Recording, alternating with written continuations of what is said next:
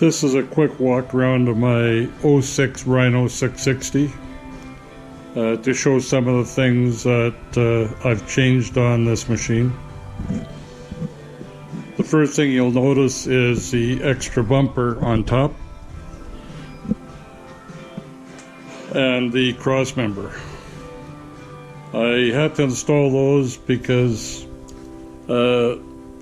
I'm old, fat, and lazy, and so I don't always want to get out of the Rhino to move deadfall trees that are across the trails. So if there's part of the tree is up in the air that I can get the Rhino underneath, then I push it out of the way. And sometimes they're fairly large and my bumper gets bent, and I've had to straighten it too many times. So you'll also notice on my roll cage that the paint is wore off, and my aluminum roof that I had put on is banged up pretty good. That's from the size of some of the trees that I've moved. When I go out trail riding, I don't like to do a lot of work. Farther down you'll see my insert that I put in to accommodate my winch. It's a double, so the winch goes in the top, which gets it out of a lot of crap. And then in the bottom I have a clevis that I can hook a cable on, go to a snatch block to a tree and hook a cable on, double the power of my winch. If you look inside, this is a better shot of my front end. After reviewing the video, I found that it didn't look very good, and I'm going to get a lot of bitching about it. So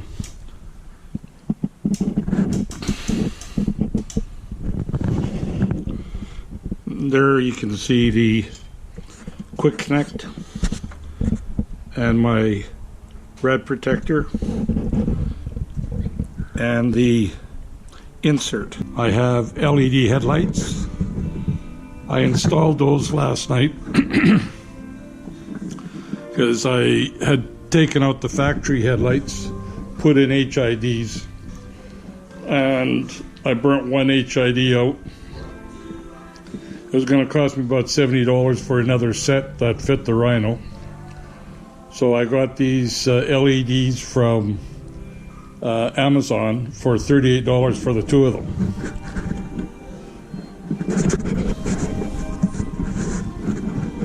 On the bottom of the LEDs were these brackets, and that's to accommodate these things so that it swivels. I cut them off with a hacksaw and then used my bench grinder and ground them round. These screws here, obviously the rusted one is the original factory that goes in the sides to hold the factory headlights in. I don't know where my factory headlight pod is. It's somewhere around here. The smaller one is a 5mm by 0.80, and it's maybe half to 3/4 the length of the factory screws. The reason for that is I tapped the side of the headlights, and they don't give you much room for tapping because they're not meant to go in that way. So I tapped it, and then I put a spacer nut on there that I use as a lock nut as well. So it went in pretty good. Had a little bit of trouble lining it up, only because I'm too stupid to know how to do it better. I also have these fender flares, which stop the mud from flying up. And then I have Mudlight tires, which work pretty good, but you really have to be aware of the tire pressure that you put in. If you don't put enough in, what'll happen is you'll rip the lugs. I went through a set of them, and fortunately the dealer recognized that they didn't warn me that the tires were for straddle quad that only weighs 600 pounds, and this weighs 1,100. Now, There you can see the nuts. They're an 8mm, so I can use a ratchet, quarter-inch ratchet on that. And then the wiring. If you look at these connectors, I recycle the connectors off of the HID headlights so that they're waterproof, and they work pretty good. What else have I got in here? Oh yeah, I've got a horn, and I'll demonstrate that later. And then I've got a 6 fuse block. So anybody that's done any wiring on their units know you're probably running wires to and from your battery box. So I only run one wire from the battery box, and then I have a ground here. So I've got 6 live wires and 6 grounds. Works really well. Oh yeah, I'll show something else later. My motor, you'll see that there's a sock over top of my K&N air filter. And I gotta pull that sucker down yet. The reason I went with the sock, and you can get both of those on Amazon, but the socks are specific for this air filter. They have them for all air filters, but you got to make sure you specify which air filter you're using. And the reason I went with that is it collects the fine particles when you're in, fine dust. And when you get home, all you have to do is pull the sock off, rinse it underwater, dry it out, and put it back on. So you don't have to recharge your air filter every time you go riding. If you look in here, you'll see that I have an auxiliary battery. Got that at Costco. And this way, if I'm running a lot at night, I don't overwork my stator, because this thing stays charged pretty good. Oh, did I mention these half doors? They were made by a friend of mine. His name is Clint Althouse. Lives up northeastern Saskatchewan. Did a great job on them. Now, on the motor right there, you'll see the sensor for the temperature.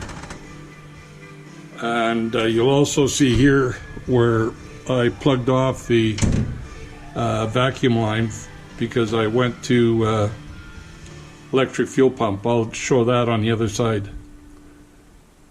But my buddy Daryl came over and tapped that properly for that sensor. I tried to tap something once on a carburetor and screwed the whole damn thing up. So Daryl did that for me. And oh yeah, there's ground here.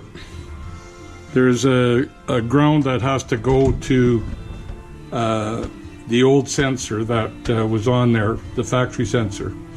If you don't run that to ground, you'll have your heat light on all the time. So I joined the grounds together here, and seemed to work pretty good. Huh. Looks like that came undone. Okay. Now, on my dash, I've got an auxiliary switch here for my fan. I don't use it except if the sensor on the fan doesn't work, and that has happened once or twice when we're out in the forest.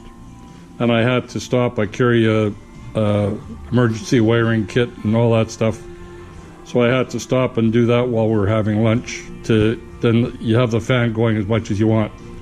I only use it now when I absolutely need it. Then we'll go over here, and there's a voltmeter and a temperature gauge below it, and the horn button, and then that's my fuel pump. That switch bar, or the king switch, whatever the hell you want to call it, I run that off of my ignition. show you where that is.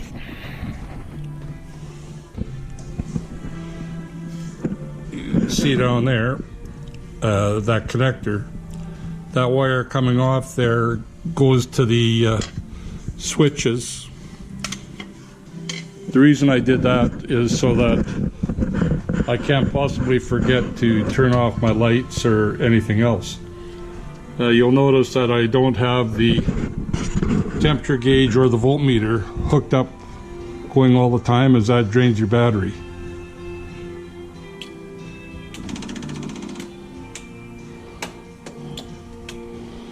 There. So I can turn it on and off. So nothing works. This is my pump. I don't know if you can hear it going, but it works well that way. Then I can't forget anything. This thing up here holds my small handheld GPS.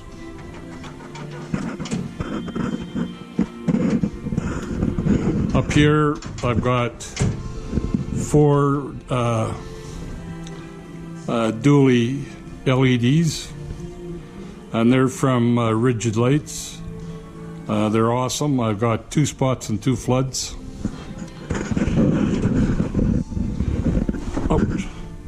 Then there I have a backup light. I installed that for my buddy Daryl. We were out riding way up north one night, and we stopped to have a fire, roast some sausage, and we could hear the wolves. And he was freaked out because we can't see behind us. So he was really talking about it, so I thought, oh well, I'll install one of those. And then up here I have 2 interior lights.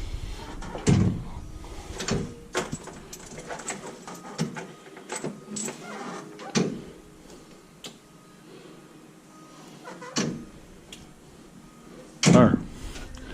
2 LEDs. The reason for that is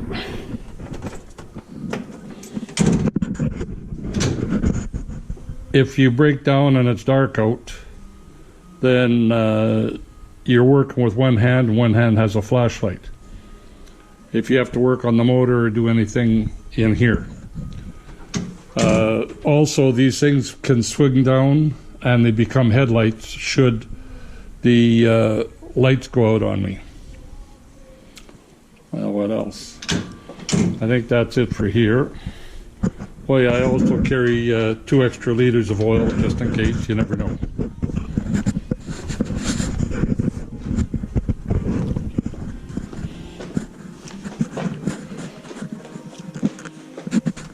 So here's my fuel pump, low flow fuel pump, and I've got a breaker on it. The old fuel pump used to be back here, and there's a smaller fuel filter here. I carry 5 or 6 spare filters just in case. And all of the wiring goes underneath the tunnel. And what else? Oh, my floor covering. When we're out bombing around the trails, both Daryl and my wife and I have had logs and stumps and stuff come through the floor. You'll see down here, that's a patch I had to put in where one came through there. At one point I had one come through. Had I not been wearing a really heavy coat, I wouldn't be here talking to you. And also I put on these. I purchased these, I think, from UTV Canada, and then I made these extra ones myself, fabricated those, put them in, and got mud flaps on the back. Got a big storage box, extra fuel, and another fuel cell goes in here. Here you can see the stick stoppers and the insert for mounting the winch on the back, and the quick connect for the winch. I'm going to take the Rhino out to give you an idea of what the LED lights look like.